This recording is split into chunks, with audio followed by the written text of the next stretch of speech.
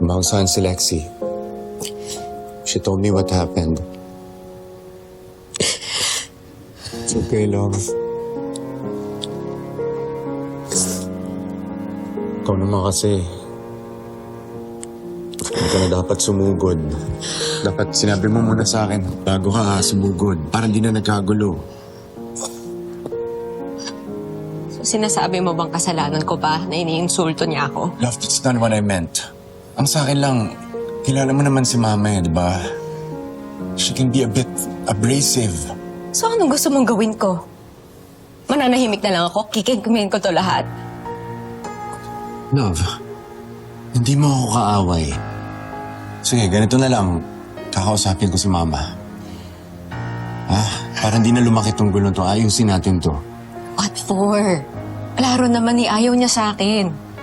Kung di niya ako natatanggap even after all these years, ano pa bang pwede natin gawin para matanggap niya ako, ha? Oh,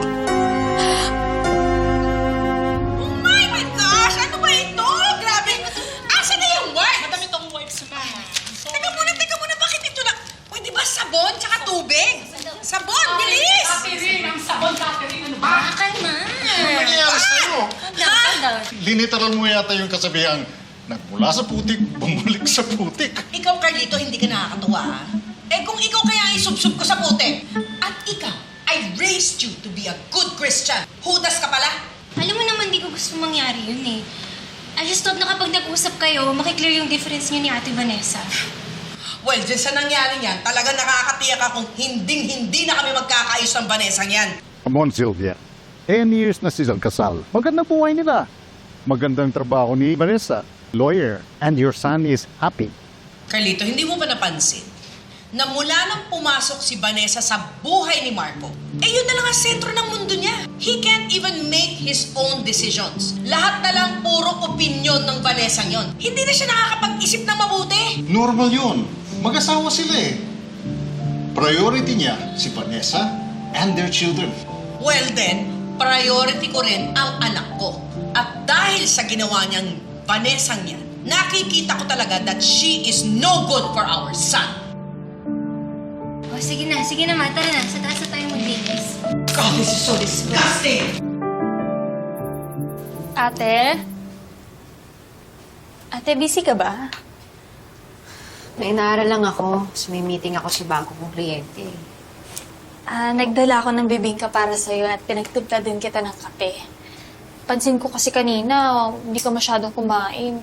Ikaw din, papayat ka niyan. Hindi bagay sa'yo, ate. May inisip kasi ako eh.